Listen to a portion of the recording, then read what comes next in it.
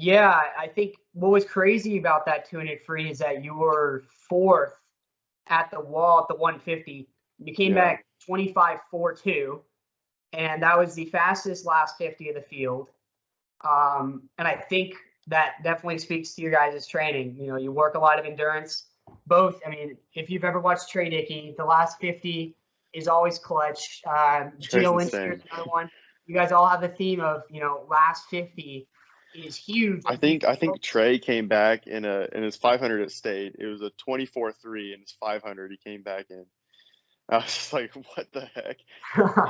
He's got this like burst kick where he turns it on and it is like almost unstoppable to like you got to be a bike length ahead of him to keep up.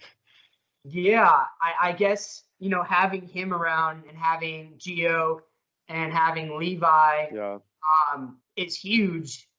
Do you guys really work? Do you guys do any sets specifically that are made for the third or fourth 50, or I guess the third or fourth bit of any race between the 500, Yeah. 1650, the 200? Well, we always do some sort of variation of 300s. So like, 15 300s and sometimes up between like 15 and sometimes it's 24 300s. And that kind of is um, like an extra 100 basically onto the 200. So that kind of builds some endurance training for the 200 as well. And we also train short course meters. Mm. So that helps because the times are, a little bit longer than normal where you when you be training short course yards. So I think that helps with like finishing races as well. Yeah, do you think that short course meters is that's unusual for most people in Yeah. America? Europeans, they do it all the time. It's totally normal. Um, or do you have any strong opinions about short course meters? I know you just mentioned Yeah. it's a little bit better for distance and endurance. Is Yeah. there other big benefits? No, I love training there, like short course meters, because I think it does add that extra bit of, yardage to our training. But for swimming and meets, I do not like it at all because you can't compare your times. You can't really see like really how fast you're going. I mean, there's conversion methods, but they're not really that accurate. And so, and a lot of times in dual meets, I don't have anyone to like race. So, unless we're going up against a good team, it's just kind of like I don't have the clock to race. I don't have anyone else to race. It's kind of like, it's tough. Yeah, it's kind of up there. Do you know the story of why do you guys train at the Berkner pool? Pierce normally. Here's Do you know the story of I think it why was those pools are short course meters? so back in like the 90s, I think it was when they were built, Mhm. everyone was like thinking that we were going to go back to the metric system and that we were going to get rid of, feet, yards, all that stuff and just go meters. And so, with that at that time, um, I think this is like when the Cold War was going on because, with Russia and everything, people were kind of like hysterical, I guess.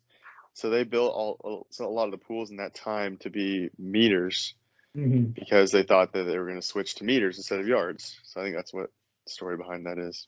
Yeah, it is. It is pretty interesting how that came to be because there's only, I think, Pierce and Berkner are the only two short course meter pools that I know Yeah, in Dallas, in the Dallas area. I remember I swam the JV district meet freshman year at Berkner, and that was quite an yeah, experience because it is a lot it different. is. Yes, I guess if you ever swam at like the Town North YMCA, I guess the Simone family like YMCA now. Another short course meter pool that I got in a little bit in the summer, but it's definitely different. Yeah, Um, it is. how do you guys do you guys do pace work? Like, do you have like a certain number in your head? You're like, I have to hit this short course meter pace time for my 200 free or something like that. Oh yeah, for sure. Like if you're if you're going under a minute on 100 from a flat start, then that's pretty not flat start, a push, Mhm. then that's going pretty fast. Like if I'm going off the blocks on 100 all out, I could probably go 53, 52 at the best. And so you just kind of, working that up. I think I want to say if you like use the conversion method, it's like 6 or 7 seconds per 100 Mhm. from yards to meters, which is not like completely accurate, but I've trained there so much that, I know what times are good and what times are not. So I can kind of just use my training to kind of compare like how I'm improving week to week.